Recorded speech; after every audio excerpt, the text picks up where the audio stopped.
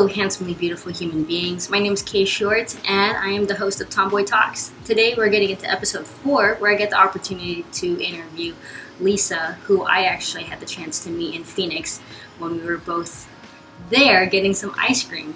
They saw that I was interviewing some folks for my YouTube segment, Phoenix Rising, and they offered me the opportunity to host living room concerts. And I remember at the time, I was just like, I don't think people in Phoenix are going to be cool with this. Lo and behold, they were, and it was one of my favorite experiences while I was in Phoenix, and actually one experience that inspired me to create my own intimate mics, particularly geared towards folks of color. So Lisa since then has moved to Seattle, so hopefully maybe one day we can reunite, since that's where I would like to end up, or at least visit for a while. But in the meantime, I got the chance to get to know them, and we talked about some really important things. Lisa is an older person, and because age is a thing, but I guess what you would call us in the community is elders, and they actually got to share their experience with me growing up in Dallas, Texas, and they actually was sharing about this space and place where, as a young tomboy, that they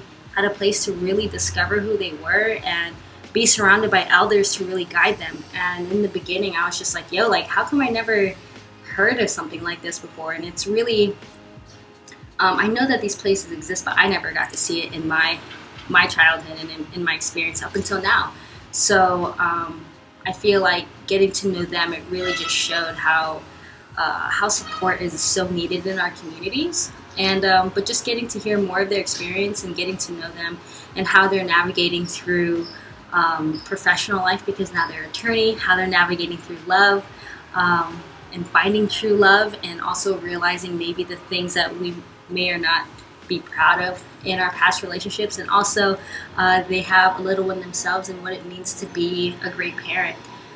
So again, this is an interview I was really looking forward to, just because it's someone who is older than me, and who I feel like is doing such a great job about being an amazing leader in our community, but also in our family. So I hope you all enjoy this episode, getting to know Lisa as I did. So what do you mean by with your elders and stuff? Yeah, so growing up, within my family was very heteronormative. Both my parents were cisgender. So I was the black sheep of the family, and often in a lot of my spaces. And so what happens is, when there were kids like me, we often found each other through other outer circles. It might be extracurricular activities. It might be our little part-time job, during high school. But we found each other, and we also had this community in Dallas, Texas. It was Cedar Springs. It's either known as Cedar Springs or the Oaklawn area, but it was the LGBTQ hub. It's where you would run off to as soon as you can. As soon as you were of age to go out on your own and you could get a ride there or catch the bus there, you were going to Oaklawn, because that's where all the clubs were. That's where the coffee shops were, the bookstores, the retail stores where you could find clothing that suited you, where you could find movies that told you how to be gay, how to be a lesbian. And then you ended up running into elders who would take you under your wing, and they would say, all right, come back next weekend, meet me here and we'll talk more. Or, sometimes we would get into the nightclubs, get into the bar scene underage, not because we wanted to go in and create mischief, right? Not because we wanted to go in and get drunk and use a fake ID and wreak havoc, but so we could be around our people. Yeah. And they took us in and they protected us. Wow. And so to go in and see the drag king shows, the drag queen shows, we learned how to dance with one another. We learned what a relationship looks like, because we couldn't get that from our parents. So it was fun. It was adventurous, and it was very reassuring. It was confirmation that who we were was okay, and that we were going to make it, that this too shall pass. It was that confirmation of, look at us doing it. You're going to be here one day too. And you're going to do it in your own way. But at least here's one way. Yeah. you know. And so they really served as mentors, as elders. And that's why when I walk through life now and I see people on the come up, it's always a helping hand. It's always me reaching out. There's always an olive branch to say, what do you need? What can I help you with? Is there anything that you ever want to talk about? Because someone did it for me. And that's just, how we pay it forward. Yeah. Well, I wasn't expecting to start the conversation off this way, but just hearing that just makes me emotional because I'm just like, what the heck? Like, first off, I would have never guessed it was in Dallas, but I think also at the same time, or in the area, but I think it's making me think of like where these places continue to exist or have always existed. And then I guess I'm thinking back, like, why was I not able to find that, or was that accessible, or was there one in Phoenix I had no clue about? You know what I mean? Is there still one? I'm not quite sure.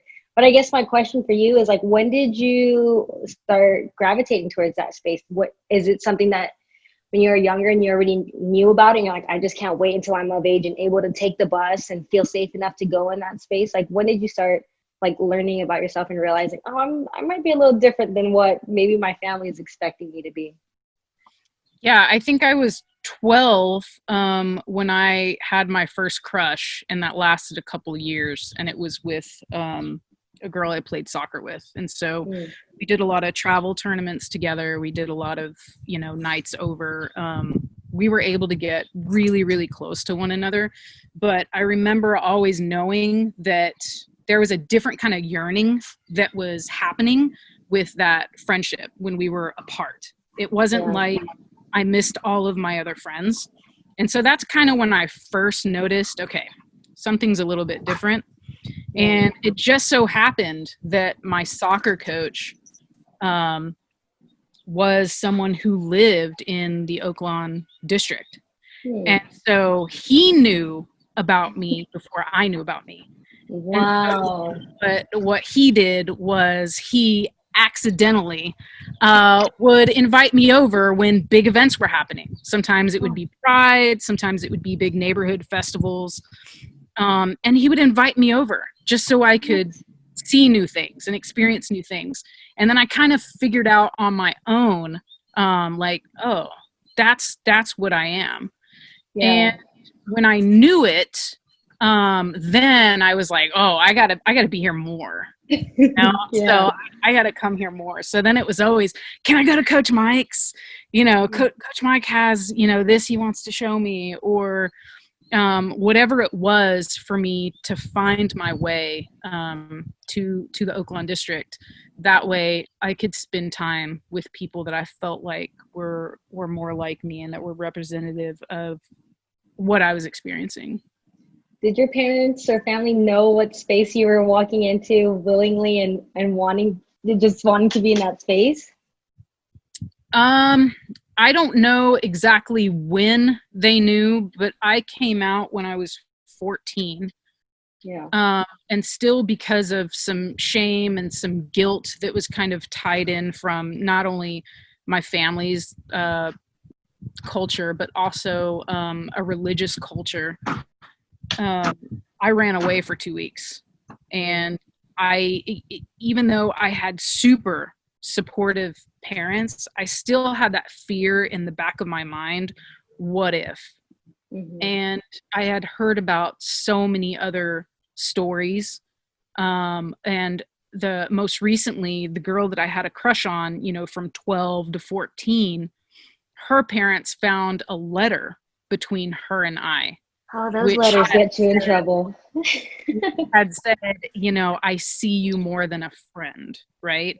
And so I think they could read between the lines, even though we hadn't even pinpointed what that was yet. We just knew that it was something different.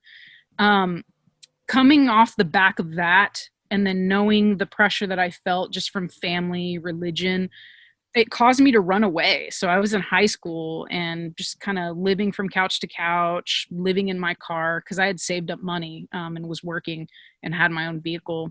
And so I was either sleeping in the backseat of my car or like hanging out with friends, the elders, and they were letting me stay in their place. And it actually took one of my elders to contact my mother and say, hey, we just want to let you know Lisa's with us. she's safe, but she has this anxiety, and there's this, transition that she's going through, and we think it'd be nice for you and her to meet. And so we met at this park that I used to go to as a kid, where we used to go feed ducks. We met at this park, and I sat on a bench with my mom and just had that hard conversation of just clearing that lump in my throat and saying, I'm a lesbian. And the first thing my mom said was, mijita, which is it's a term of endearment. It just means, my daughter, my loved one, my daughter. Mijita, we knew, but we were waiting for you to come out and tell us. We wanted you to tell us when you were ready. We didn't want to force anything on you. And so she just reassured me that everything was going to be okay. And she asked, do you want to tell the rest of the family? Do you want me to be the one to tell the family? And I let her have that responsibility, because I felt like I had done enough as a 14-year-old, and said, yeah, I'd like for you to tell the rest of the family. And so she did, from the grandparents all the way down to the cousins. And that's what it was. And then, she told my dad, and my dad was the same way, just very supportive. So I think that they knew. I think growing up, seeing mannerisms, maybe seeing different ways that I was mimicking my brother, always wanted to be wearing his clothes. Like, I think they knew something was different. And I don't know that they ever thought anything was just like a tomboy phase. I think it was like a different flavor. Yeah. And so when you were going off to these places or wanting to hang out with Coach Mike, like, so they were kind of like cool with it. They're like, okay, sure. Like, and they knew where you were going, to this Oakland place, right? And does that place have that's what it's known for? Or is this like some secret society that only you all knew about? There was nothing underground about Oakland. So they knew that I was going to his house. They knew that I was going to be with him. But I think it was a very indirect message that was being sent to them, because at the same time, my family was also healing from my brother's murder. And so my brother was murdered when I was 13, going on 14. Wow. And so with that, my parents were really busy just trying to grieve, trying to have their space, but also remember that they had another kid that they had to raise. And so sometimes that was hard. And it became really easy for them to just say, all right, yeah, go spend the weekend with Coach Mike, or, go hang out with Mike. Because they knew in their heart of hearts that he could offer me something at that time that they were not emotionally able to offer me.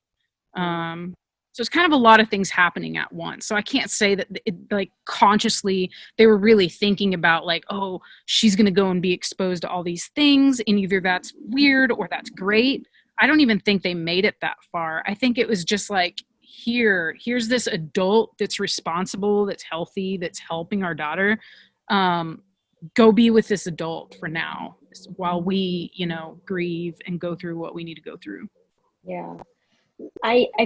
So now I'm curious. So like when it came to their response to your coming out, was that something that, because that's not usually sometimes a response you hear. Usually you hear the other end of the coin, that, you know what I mean? You're shunned and we're out in the streets, or, all these other things. So were they accepting in that way because of everything that was going on? Or is that something that they were totally like aware of and cool with from the get? Yeah. So, I know for my mom, that's the way my mom is. My mom is the type of mom that you could do whatever, whatever decision you make, you could find yourself in whatever predicament. And my mom was always going to be supportive, and helpful and understanding. She might not always agree with something that's going on, but she's always going to be Mama Bear. And so that's just her nature. I don't see it playing out in any other way, which is funny because I still ran away from home. Just like, what? There was still that something right? And it's like that guilt. It's more, I think it's the pressure from society sometimes more than anything, that you're supposed to be a certain way. You're supposed to walk through the world like this. And when you go against that, I think there's a certain amount of guilt that you just have, that you're digesting. And sometimes it's not easy to shake. And so as supportive as my family was, like, I still ran away from home. And that's what we have to remember, is that you can have the most supportive parents in the world, the most loving family. You can have people telling you all day, it's okay to be who you are. But that is not always insulating from the pressures of the world, you know? Yeah. Well, I mean, I'm thinking now, like, hearing that and moving forward, when you were going to this community, first off, who created it? Do you know who created, who started it, how long it's been around? Because now I'm just like in awe of it. I'm like, now I've got to find where all of these are at, or if it just so happened to be in that part of Texas. No, I think every major city has their hub. I mean, this is like how Stonewall occurred, right? Like you had your safe space and people came and tried to infiltrate it. And then there was a whole movement that was born out of Stonewall. And so I think that goes for a lot of major cities and maybe even some smaller communities that have found their way to make it happen. Sometimes it is more covert, underground, you know, maybe it's book clubs at somebody's home, gathering, you know, in somebody's church space or, you know, common area somewhere. I know there are small towns that are doing this too. Because I visit a lot of small towns for court. I'm an attorney. I do a lot of travel work. And so I always try to locate like these safe spaces, these bookshops, these coffee clubs, even in the smallest rural towns, that are putting together these spaces. And so Dallas, I know that it at least went back to the 60s. And that's because my coach would tell me about the stories of, you know, early Oaklawn and how things were transitioning into this place where people could just go and be themselves, and people were buying up, you know, warehouse spaces and storefronts so that they could all align together and make this whole neighborhood. So I know at least since the 60s, that's the history of Oaklawn. That's awesome. So as you were growing up and moving forward, were you able to see elders that were also masculine center, and did they like guide you through what it meant to be masculine center walking through the world? Oh yeah, for sure. So I had a mama and I had a mama daddy. My mama daddy, she was amazing. She was fierce. She was a large presence. She was very flamboyant in her own right. Very, very masculine. She was the protector of our group. She was the problem solver. Her name was Eunice, and I still thank her to this day. I send her, you know, notes and messages and phone calls and all the time. Every time I come into Dallas, I make sure that I meet up with her to again tell her thank you for everything that you did. But she was my safe space. You know, she'd stand in front of people when it was needed, and then she'd also hug me and let me cry, you know, when I needed that too. And so yeah, we had those people in our life, you know, that dressed up, you know, collared shirts, button downs, the Tmbintl boots, the you know, the starched jeans with the crease. They taught us how to walk through the world. They taught us how to talk to women. They taught us, you know, what strap-ons were preferred. They taught us everything. They taught us how to be, you know, and how to love, how to treat your partner. And that was amazing, you know, and she was in a relationship with a woman who was very feminine. And so then we got to see the opposite side of that relationship, which was a beautiful thing. Yeah. I think that's exactly what it is a beautiful thing. Cause like, even just hearing your story, like, I'm like, what? And like, this is what I've always wanted to see or be a part of or see to exist. And I'm just, it's just the other side of the story that I haven't had the chance to hear, or many sides of the story that I haven't had the chance to hear, because a lot of times in my experiences, I would just like observe, whether they're older or not, just like hyper masculine, folks who were perpetuating like that toxic masculinity, and then that weird like masculine energy with other, other folks. And that's why I'm just like hearing this space that wasn't that.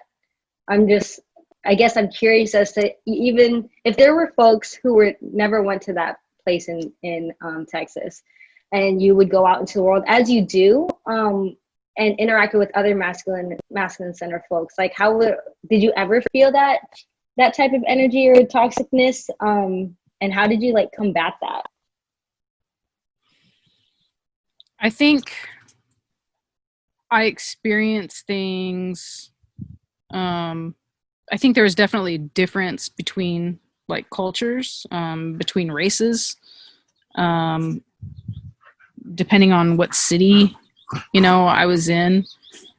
Sometimes there was a little bit of like a vibe of competition, which I always thought was really harmful, to, our purpose, to our mission, to creating unity and working together when the world was already against us. I think that what I noticed was in POC communities, it was really easy to pass the butch woman off as a man. That was easier. It was more palatable. It was just easier to digest, to just say, we're going to see you as a man. We're going to treat you as a boy or as a man.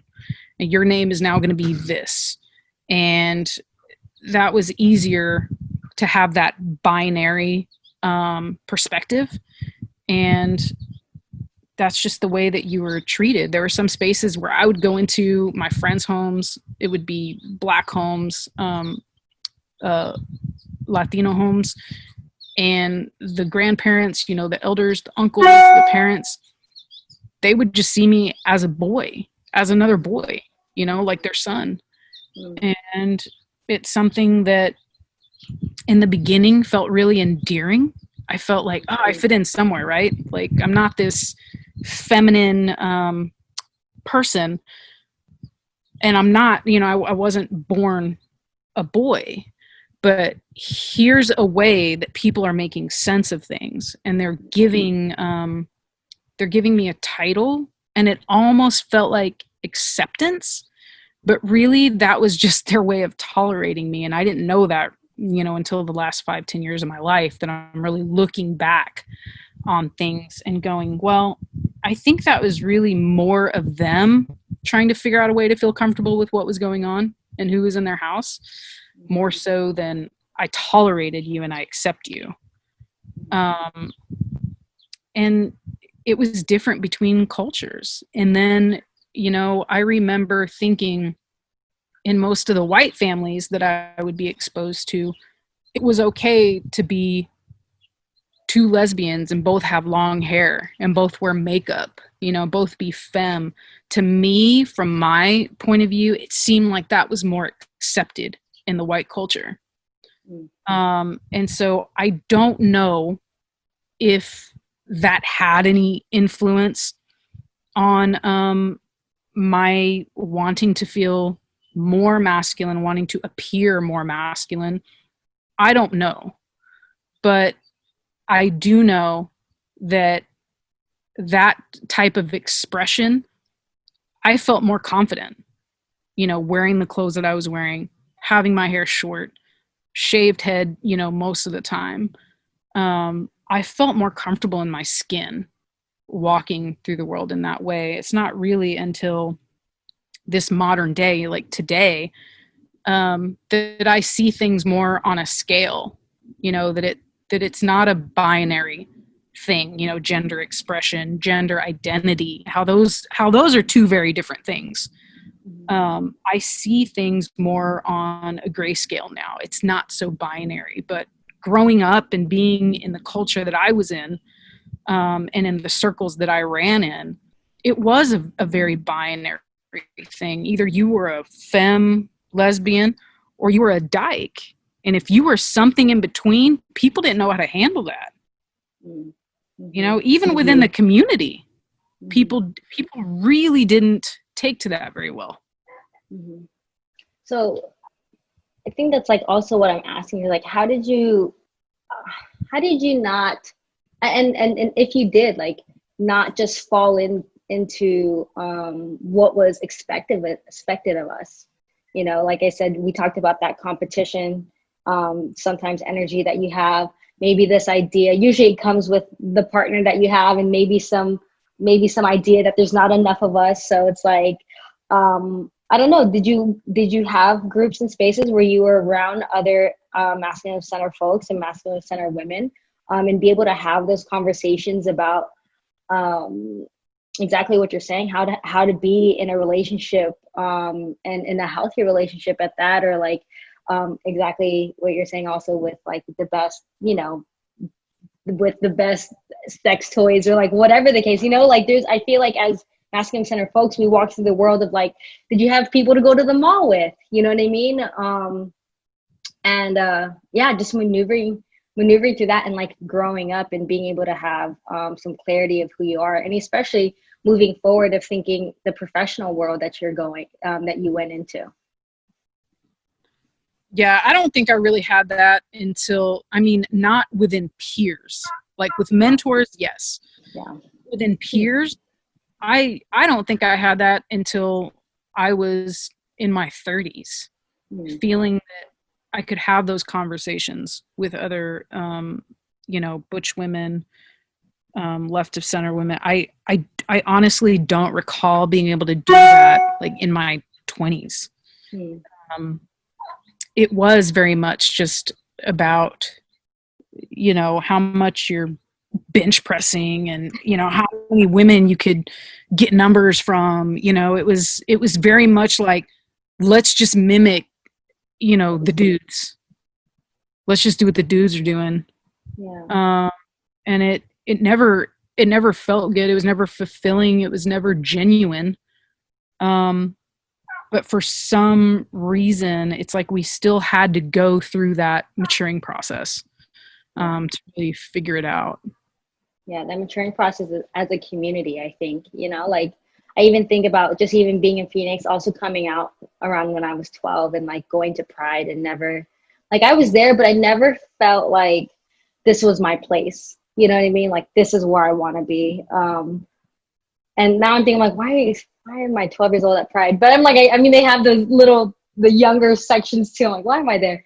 But never having that group of people to have those conversations with, you know, and how to not be in situations that it starts creating a pattern, you know, as to why I'm doing the things that I'm doing and continue doing, and having to break later on in my life. I think like moving. So did you find yourself, your group of friends, who did that usually like consist of, and who did you know, you had those mentors, and I don't want to assume, but you maintained that mentorship with them. But when it comes to your peers, like who was there really to support you in your process, and have those hard conversations that you probably never had to have? Or are you still in the process of looking for those people? I think I'm always in the process of inviting those people into my life, especially with all of the geographical changes that I've made. I mean, I've lived in Texas, Arizona, Colorado, you know, Washington. So I think with that comes some tapering off of connections. You know, you want that face-to-face connection. You want to have somebody right there with you, you know, that you can drink coffee with, have a beer with, and really just connect in person. And so I have lost a lot of that through the years. So I'm always looking to bring new people into my circle. But, you know, I think that having it, when I did have it, life was really good. When you don't have it, it's very isolating. It's a very lonely place, you know. It's hard to find good friends that you connect with that are on the same level as you, that have the same aspirations or somewhere close, right? Because the way I see it is, you know, iron sharpens iron. And although I don't mind being there for other people during their growth, during their transitions, I don't mind, you know, holding your hand, being there, but I also need to be with people that have some of the same ambition and drive and aspirations that I do. That way I'm bettering myself too. And that's hard to do because, you know, depending on where you are location wise, some people don't feel comfortable expressing themselves a certain way. Some people don't feel comfortable, you know, dressing the way that I dress, walking the way that I walk, talking the way that I talk. Some people are still conforming to what their family or what society deems as the norm for them. And so I think that there are less of us that are as, you know, apparent, that are as noticeable. It's the same reason why, you know, I met my wife at a lesbian bar. It's because I had to go to a lesbian bar to even know that she was a fucking lesbian. You know, like I wouldn't have known if I saw her walking down the street. I wouldn't have been able to know that. Yeah.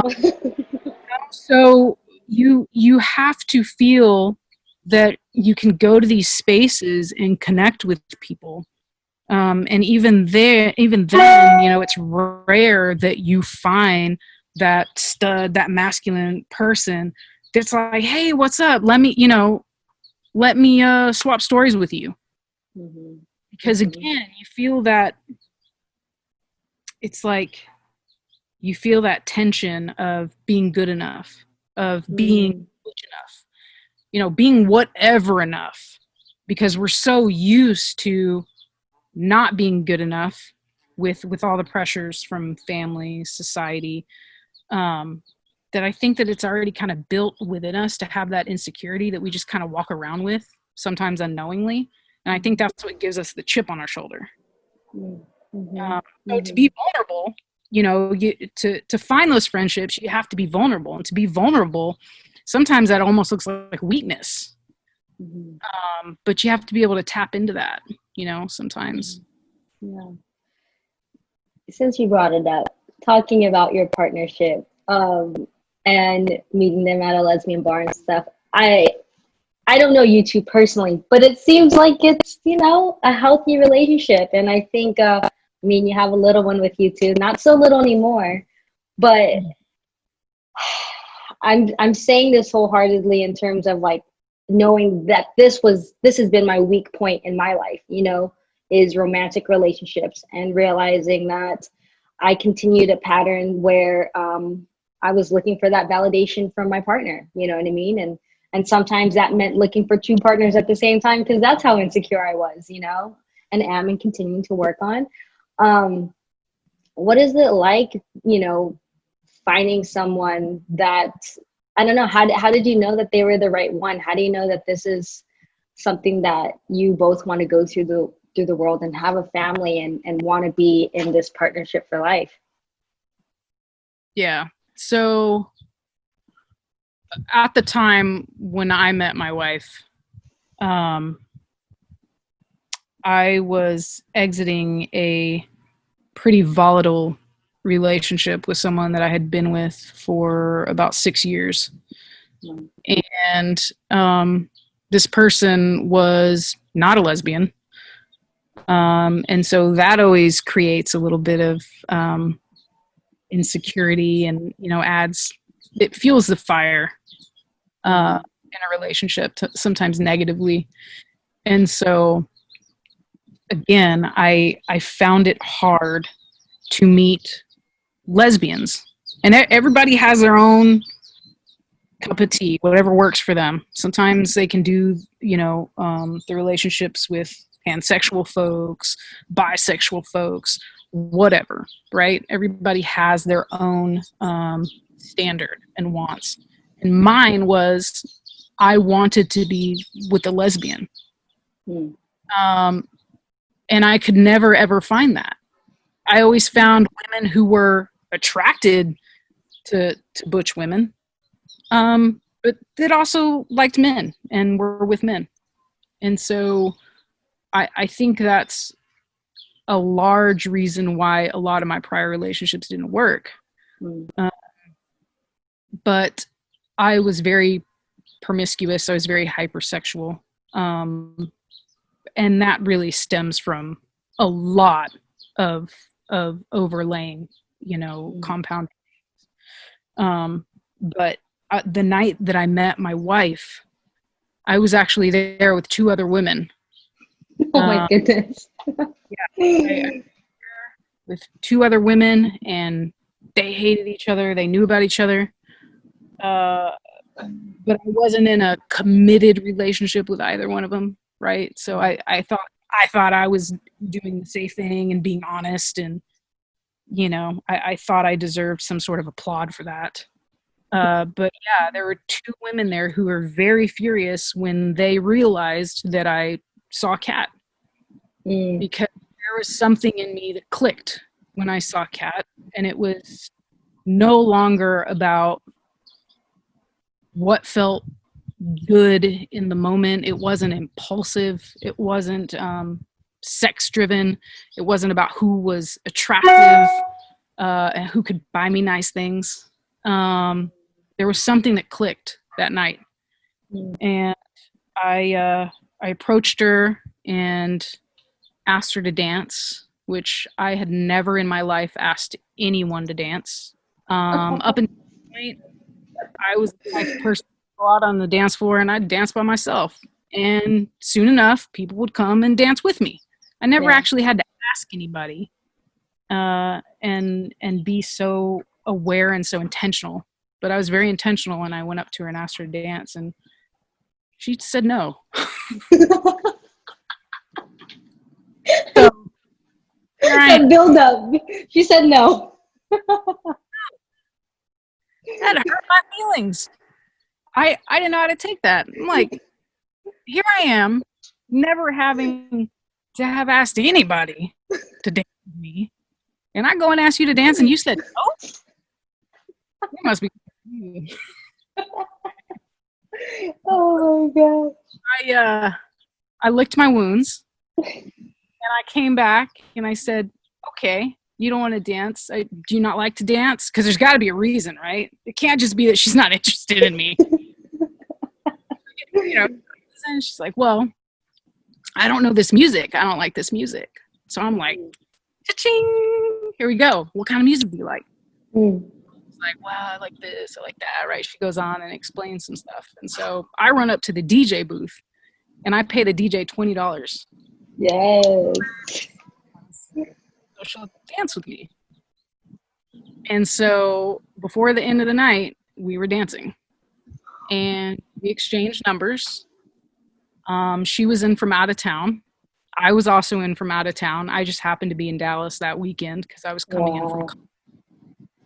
And we had brunch the next morning. We met for brunch at a really popular spot in Dallas and Uptown.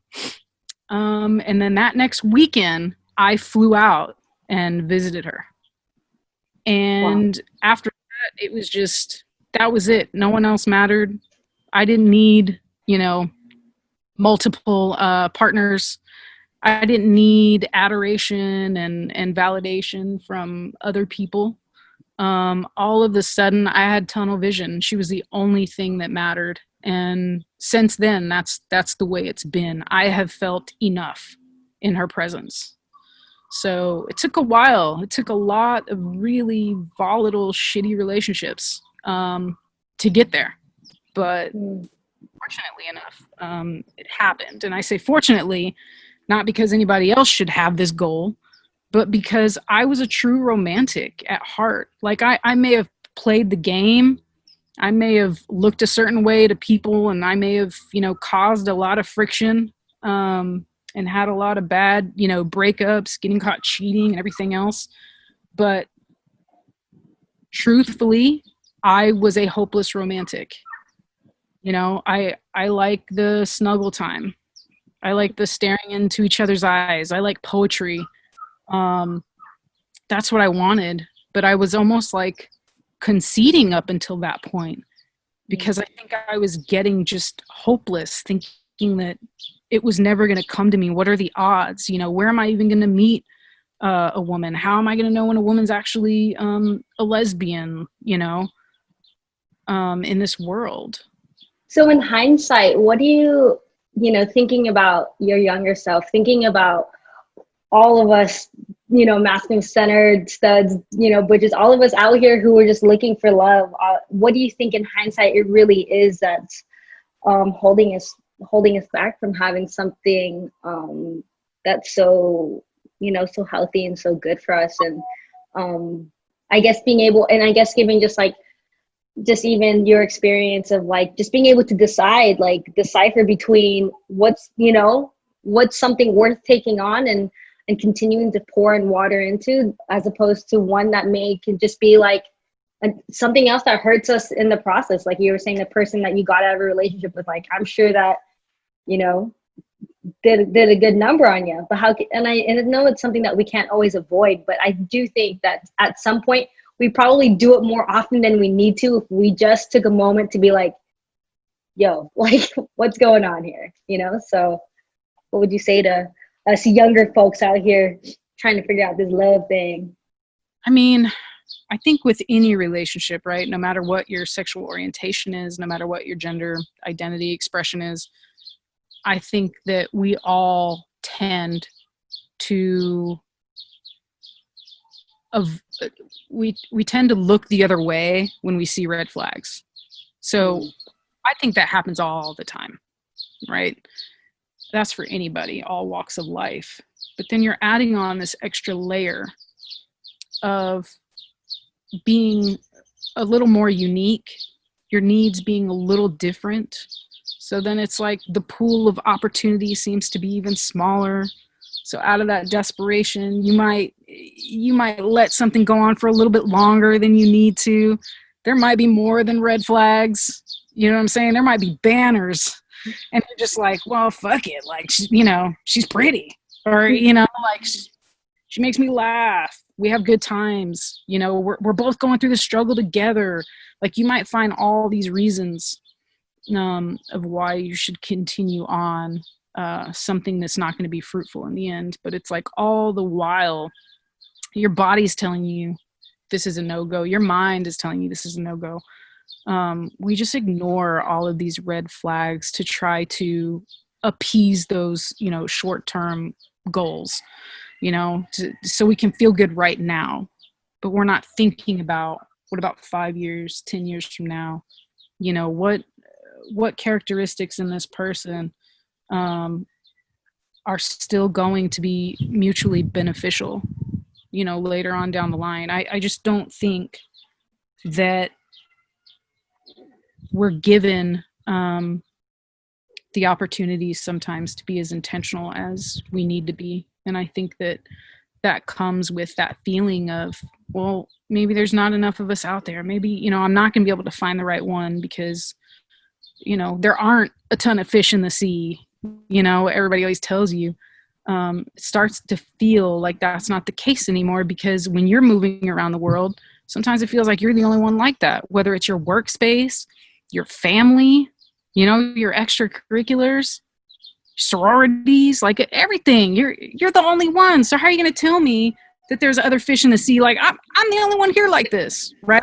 And it starts to feel like, man, when you meet someone, then you're like, oh, I'm holding on to this. This one's mine. And it may not be the best for you, but at least you have something, right? Mm-hmm. And you just have to be patient. You just have to be very intentional. You have to be honest with people. I wasn't honest with people, and that's what got me into a lot of trouble. I wasn't necessarily telling people they were the only one, but I wasn't necessarily telling people, hey, this isn't working out for me. I'm not getting my needs met. And there's a happy medium in there. where you can still be honest with people. Mhm. And I wasn't able to communicate that effectively. And I ended up with, a lot of issues. Yeah. Speaking of walking through the world, you're and moving from place to place and things like that. Um, how has it been just moving through your professional career? You said that you're an attorney. Sounds like a big phrase. Sounds like a lot of work is what it sounds like. That's like a big. I don't even know where to start. I don't even know what the basic starting major. Like if someone asked me at 18 going to college, like, hey, you want to be an attorney? These are your first classes. No idea. Um, Yeah. but I mean, a lot of times you see folks like us are in hyper masculine spaces like military, law enforcement.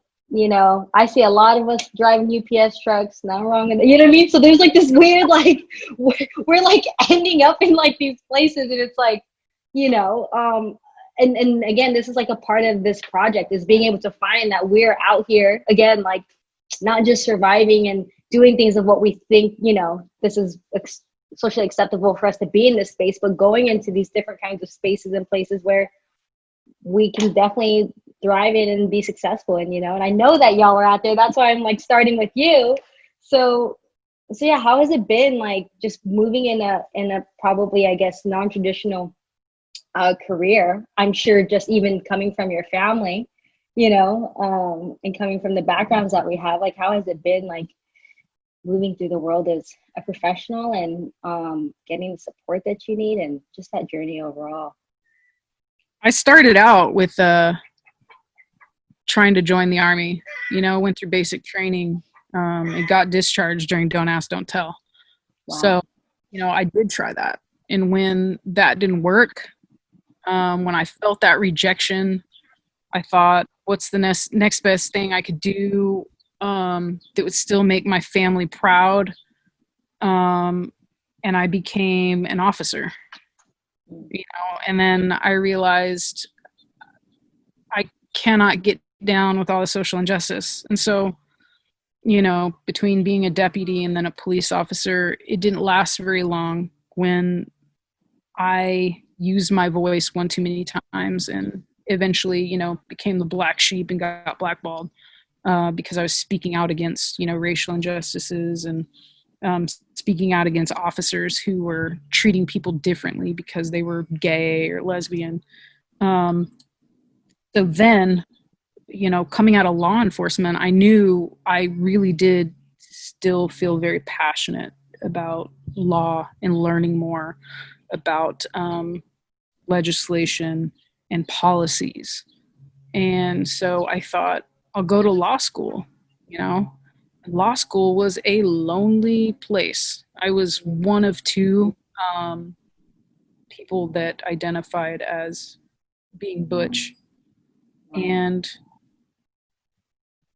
again, the other person, I just, as much as I tried to connect, there was just no connection. There was no want mutually.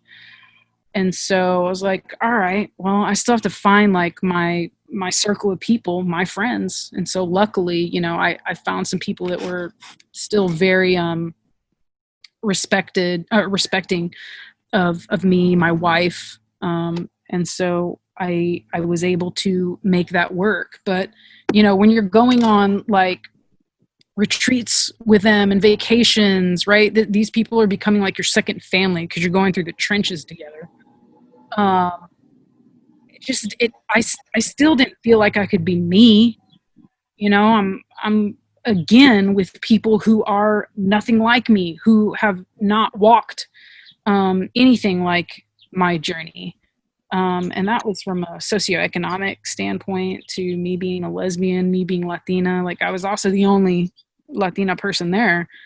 And so it was a lonely space, but I found people who loved me unconditionally, who I still keep up with today, who I still, I'm going to a wedding for one person in February. Visited, a couple of people last summer in Arizona.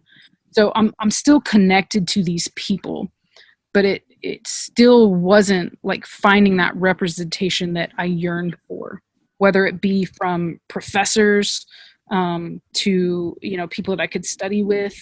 I just didn't have it. And then, going through studying for the bar, passing the bar, becoming an attorney, you feel like there's this pressure of during interviews that you have to be a certain way, that you got to look a certain way. But luckily, I moved to Washington. And in Seattle, people just treat you differently. People don't care if you're, born a woman and come in a suit. People don't care. They want to know about your character. They want to know about your drive. They want to know about your skill set. And that's what they're focused on. They're not immediately, thrown off or disheartened by your appearance, which was really, really helpful. And still to this day, I still feel that level of insecurity looking the way that I look, because I'm so used to having to protect myself. Growing up in Texas, living in places like Arizona, where I've been brutalized, I've been assaulted, I've been thrown out of restrooms, cussed at, yelled at, dragged into alleyways. Everything has happened that has told me you're not going to be accepted for the way that you look. And not only are you not going to be accepted, but you're also going to be assaulted. So I still carry that pain and that insecurity. And so it's hard sometimes to relax a little and enjoy the freedoms that I have here in the Pacific Northwest, where I can be butch and go to court. There's still some situations in smaller towns and rural areas where it's scary. I've been followed out by cop cars. Like in my personal car, I've been followed out of town, to the end of city limits by cops that are working on the same cases that I'm working on. So that part has been scary. And I think that has more to do with me not fitting their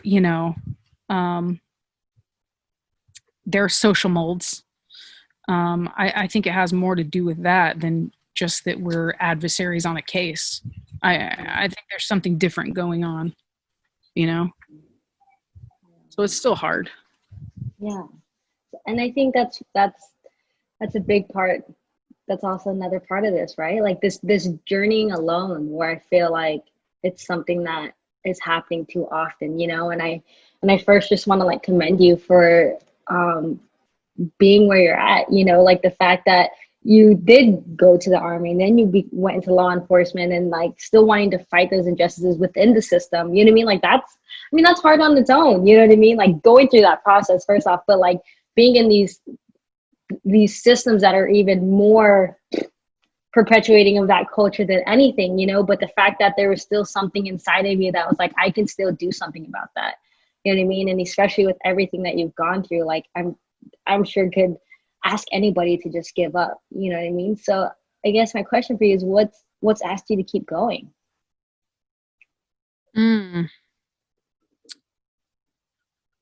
I think this is really deeply rooted in my family's lineage. I think that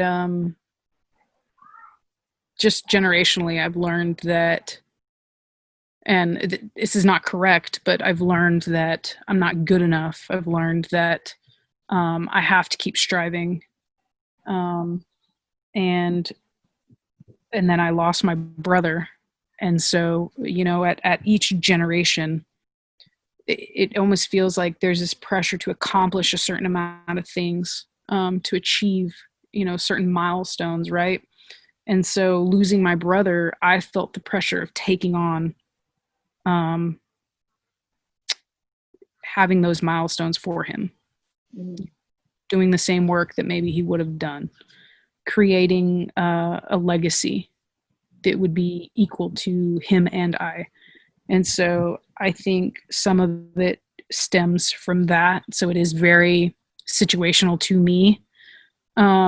and then also just that generational suffering and pain that we keep passing on that tells us, well, that's good, but it's not great, or anybody could do that. Yeah, well, why don't you go try this? Always feeling like it's not good enough no matter what you do. That has driven me, because if I feel like a family member, my father, a relative, somebody telling me essentially that I can't do something, I'm going to go out and do it. It's just human nature. Somebody tells you can't do something, you're going to turn around and do the opposite. And so a lot of that has fueled, that desire to persevere. And then some of it is the community, knowing that we need each other in these different positions, these different titles. We need to hold that, whether it's, teachers, entrepreneurs, small business owners, attorneys, doctors. We need to see us doing other things, not just being gym coaches, soccer coaches, like society likes to think, we're only plugged into these few titles. No, we need to be branched out everywhere, and show everybody coming up. You can do what you want to do. You just got to work, you got to find the connections, utilize your resources, because we do have some obstacles for sure. Obstacles. Speaking of generations, you got a very young one in your household. If you don't mind me asking, what was that process like, of just deciding to bring that into your life, and how has it been? And then also, what do you foresee of the future for them, and the life you'd like them to live? Yeah. So,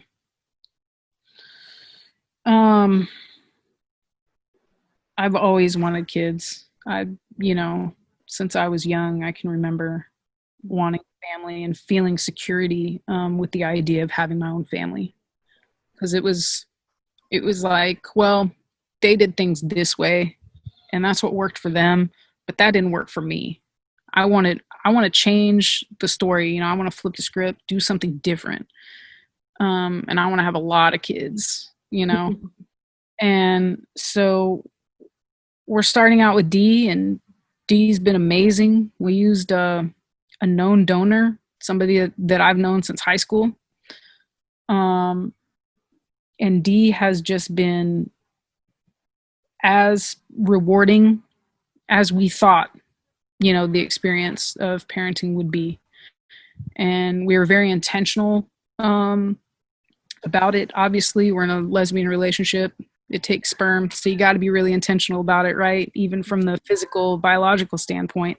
But then also from parenting, we sought out parenting classes, parenting groups, different philosophies, different styles of child rearing. We were looking into that stuff before we even conceived, and talking to people and going to counseling, figuring out our value system. What was discipline going to look like? What was learning going to look like? Were you hit as a kid? What effect did that have on you? Are we going to be touching our kid? And making sure that we were really connected on these values before jumping into it. Because otherwise, that can put a serious strain in your relationship. And up until having a kid, the only strain that we had on our relationship was external family. My wife's family was not, they were not comfortable. They were not in agreement with the idea of her marrying a woman. And so that was the only, real struggle that we had. So we didn't want anything to break us. And we knew children could be one of those breaking points for relationships. So we had to be sure that we were really on the same page. about our trajectory in parenting. And so I think that we started off with a really good foundation, and just building off of that foundation year by year. Things have been really, really great. Things have been as well as we probably, could have planned for. And it's definitely, a trial and error situation. You're learning from others. You're learning from, your kid. And all we want for D is, first, we want to make sure we're doing our part, and that's to instill the values, to ensure that D has different perspectives of the world, to make sure D knows that his perspective is just one, and that there are many, and to make sure that, he expects a certain amount of love and respect from others, and to know that when his needs are not being met, it's okay to say so, and it's okay to set boundaries. And I think that's a really good jump off point, to be at. And right now we're seeing that, put into action. Every day we're reassured that journey is going as planned. You see it in the little things that happen with them, between friendships, between other people's parents, maybe relatives. You see their gears turning, and you see them displaying things, having certain responses, certain behaviors around people, and you just know, oh shit, like, it's working. We're doing it. This is going well. So yeah. That's awesome. He did come out as straight. So he did come out as straight, and we love him. We're still there for him. We're not going to turn our back on him. Whatever he wants to do, we support him. Well, that's always a good start. I think it's funny. Like, sometimes if you could ever flip the script with how families treat us kids on the spectrum, on the queer spectrum, it's just like, you would never ask the same things you're asking your straight kids. Why are you even, like, what is this, And I think that's what's been, like, the beautiful part about all of this is, like, I think that's the point is, like, we, we're going to be going through certain experiences, but when it comes to the core values or just experiences of being a human, of growing up, of finding a career and love and parenting and relationships, just everything is like a same across the board.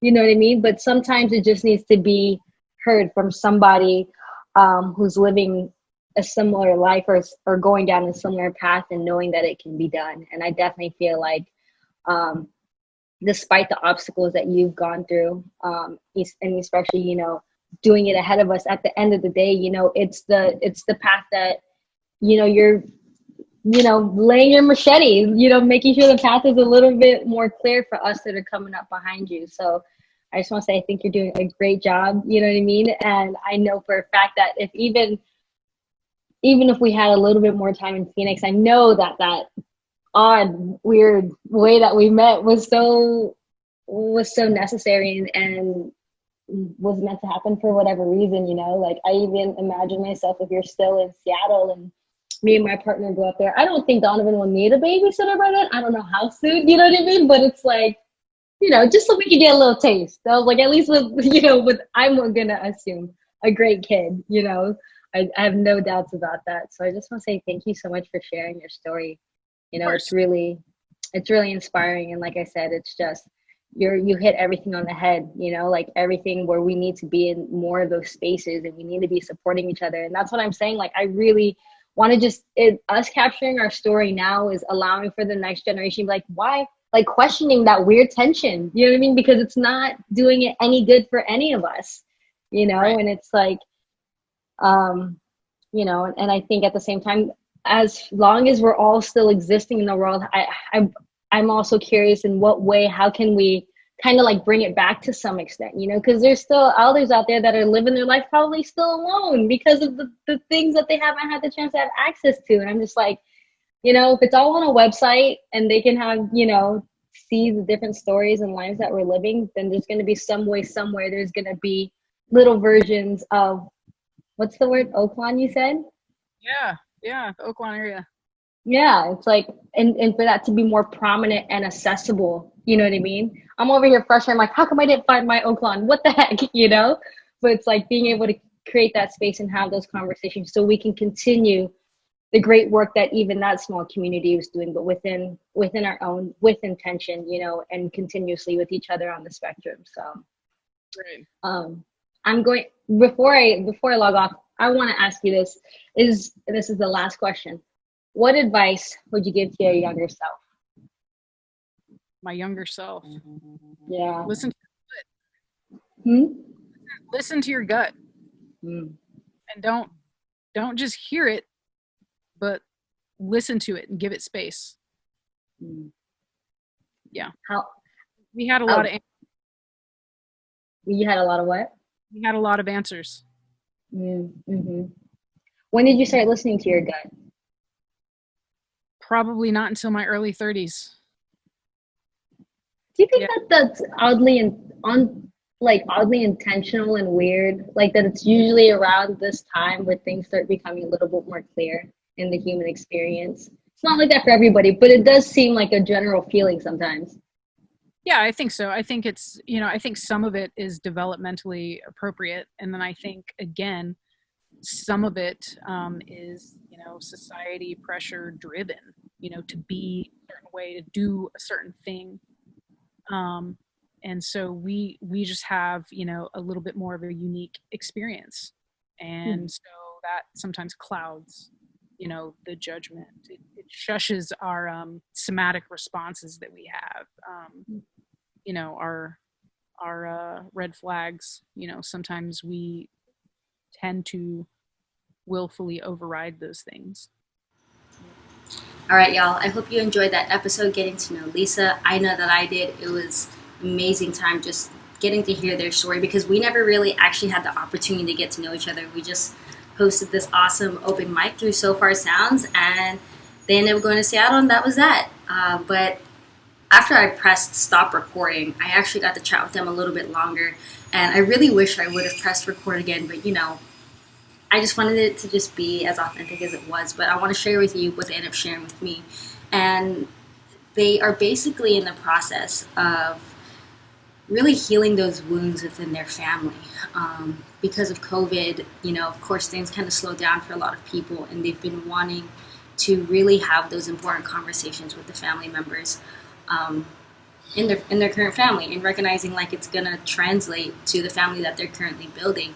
So they basically have been meeting with like their parents and their partner's mom and having these hard conversations about their past and how they learned toxic stuff and traumatic stuff and having to unlearn that and unbind that. And I was just really in awe of it because for me, I'm very like future oriented, and I'm thinking about the future, and I'm thinking about the future tomboys and things like that, and how they can be the catalyst in their family to change the trajectory of the future of their family. But I think the cool part, I know the cool part is the fact that Lisa's looking back and not even looking back, but looking at who's here right now. And it just really gave me perspective as to how important that is. And I just guess I didn't think that, I'm going to be honest, at some point I was like, maybe it's just like a lost cause, and maybe it's because of, I just think about my own parents and they're so much older, and I'm not sure if they're really willing to do the deep work and to do the work, but also at the same time, to be honest and transparent with you, I don't even know how to facilitate that. But getting to know Lisa again, who I just wholeheartedly like admire and look up to, I'm just like, wow, like that is a conversation that I would want to feel ready to facilitate within my family, regardless if it starts with my parents or even if it starts with my older siblings and their kids and my nieces and nephews. So regardless, they're doing the work. Like in the muck, in the icky yicky parts of the BS that we've had to learn through colonization is essentially a big part of that. And so at the end of the day, I have so much to learn, and there's nothing more helpful than knowing that there have been people before me and people after me who will continue to do the work. And I think it's important for me to realize it starts now. And regardless of how we want to contribute to this dent in the universe, I think it's so important to realize, like, we don't have to wait for it. We have to go to it. So, Lisa, again, thank you so much for just taking the time to share your story. I admire you wholeheartedly, and I hope one day in the near future we can be reunited again. But for everybody else, I just want to say thank you so much for watching. I really appreciate you taking the time and attention to just be here and hear our stories, because we're out here. We've been out here. We've been living our lives and been a part of societies forever. And for me, it's a time for me to be able to shed some light on our stories.